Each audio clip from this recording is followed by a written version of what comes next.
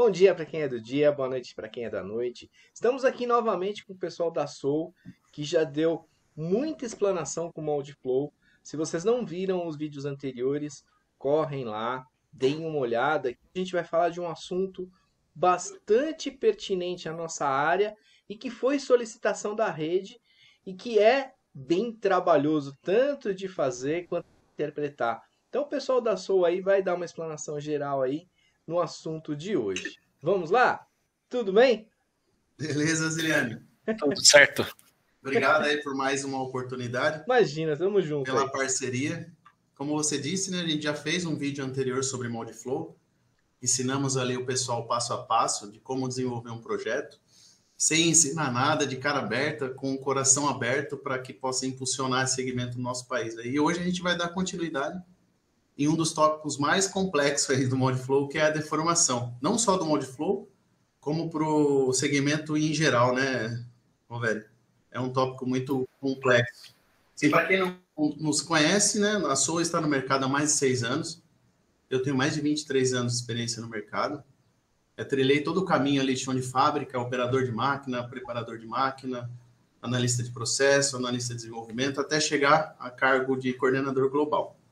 Como coordenador global, tive algumas oportunidades fora do país para expandir um pouco as experiências e trouxe toda essa bagagem hoje para a Soul. Já entregamos mais de 2.500 análises aí no mercado e temos mais de 60 clientes aí, uns bastante fiel. Tem uma revista no Brasil aí que chama Ferramental. Ela fez uma análise no mercado e nomeou as 100 melhores ferramentarias do Brasil. E a gente tem o privilégio de trabalhar para a maioria delas. Então, assim, resumidamente, aí para quem não conhece, for pegar o vídeo em andamento, é isso.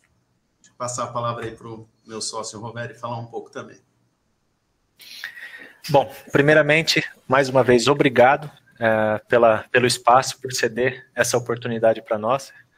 E, como o Ney falou, o tema da perda de forma, a deformação de uma peça plástica, ela é muito complexa, né? São inúmeras as variáveis que podem ser tratadas e é muito difícil sem um conhecimento prático, né? Por isso que durante muitos anos, acho que só o microfone aí, né?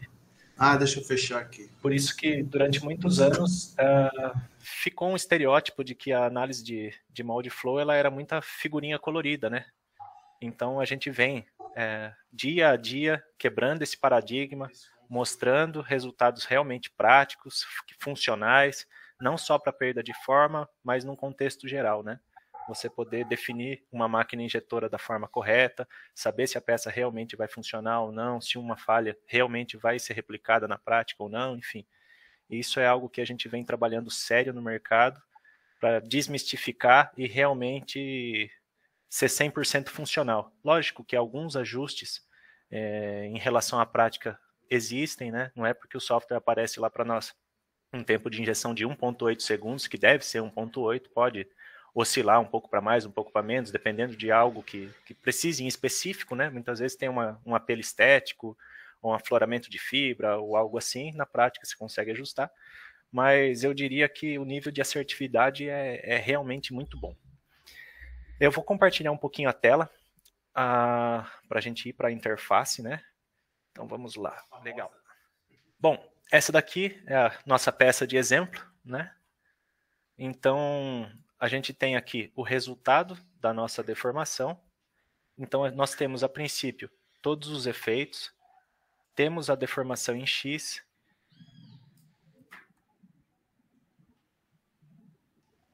Temos a nossa deformação em Y e Z. Essas deformações a gente consegue associar através do nosso eixo cartesiano, que está aqui na parte inferior da peça.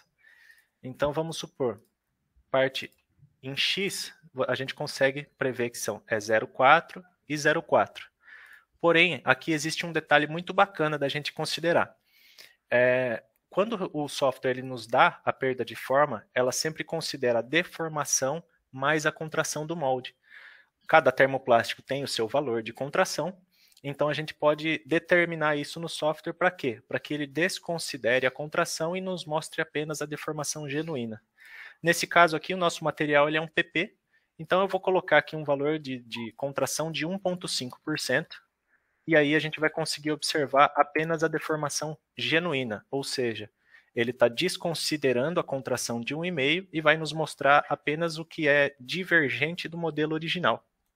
Então a gente consegue entender quais são as regiões que realmente terão deformações. Aqui eu vou aplicar uma escala, né? Vou colocar um valor de 20 vezes mais de escala para a gente conseguir entender qual é o sentido da perda de forma, e a gente consegue entender aqui que algumas regiões elas estão abrindo e subindo levemente, né?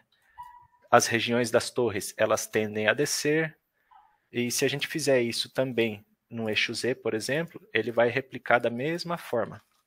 Então, se a gente colocar aqui 15 vezes, a gente vai conseguir ter o mesmo entendimento. Por que é bacana de você ver o eixo isolado? Muitas vezes, a sua peça ela tende a contorcer, então ela vai em vários sentidos. O eixo isolado, para uma determinada cota, você saber se ela realmente vai encaixar, você vai conseguir travar esse efeito. E a perda de forma, ela tem 3 grandes influências, né? É a contração diferencial, que é oriunda do termoplástico, a refrigeração, que dependendo de um aquecimento, algo assim, se o sistema não for eficiente em um determinado ponto, você vai ter a refrigeração como uma grande influência na perda de forma, e a contração diferencial.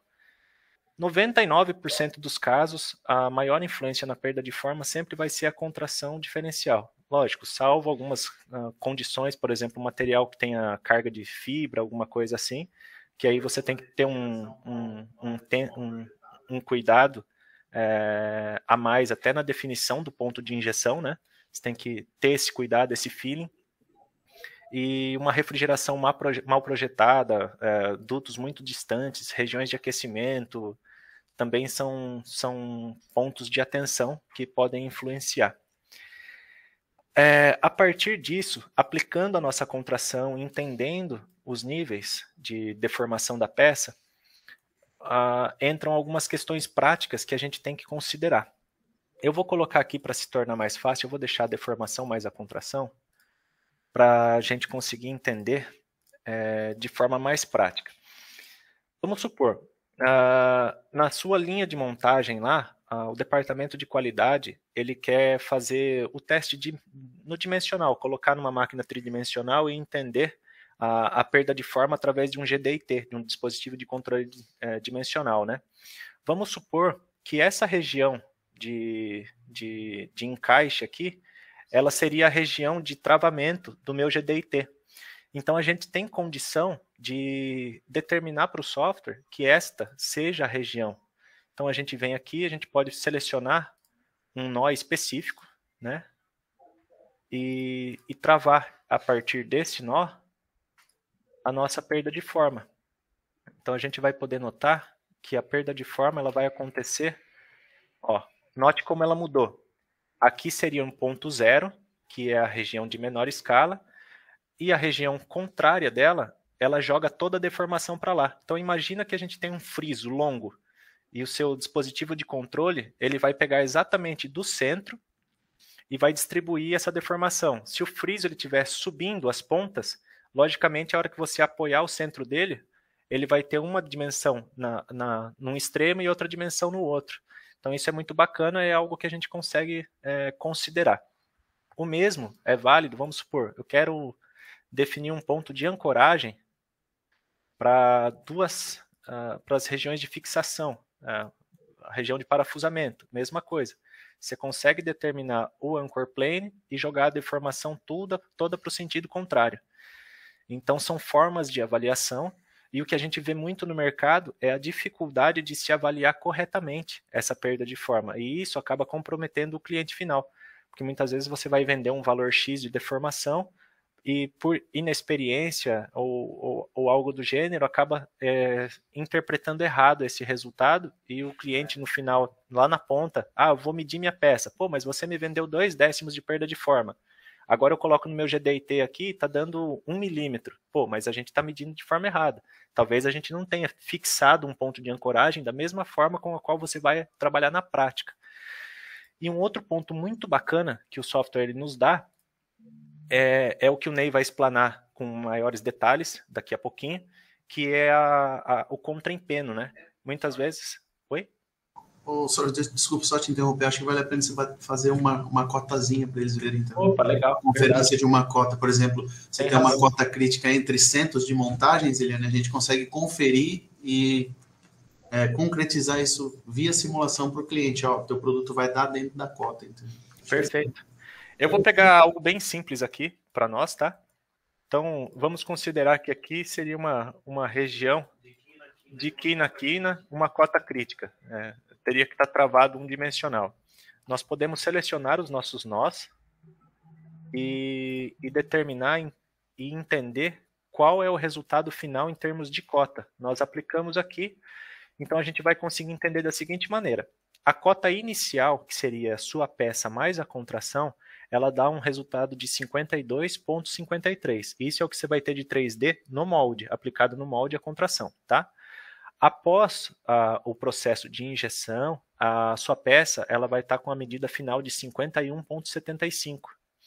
Ou seja, ela contraiu 0,78 milímetros. Pô, isso está coerente ao nível de contração do meu material. Lembra que a gente aplicou uma contração de 1,5, que era a contração estimada? Aqui está dando 1,48. Essa diferença de 0,02% ela é irrisória, ou seja, o produto está contraindo, dentro desse processo aplicado, ele está contraindo exatamente o que foi aplicado no molde, então é coerente. Então é uma medida que a gente pode trabalhar também. E isso é válido para todas as cotas do produto, né? Então vamos supor, você tem um produto que você tem que controlar comprimento dele de forma perfeita para ter um encaixe bacana aí. Você aplica todo esse conceito e consegue medir e entregar para o cliente. Ó, vai estar dentro do seu desenho 2D, não vai estar dentro.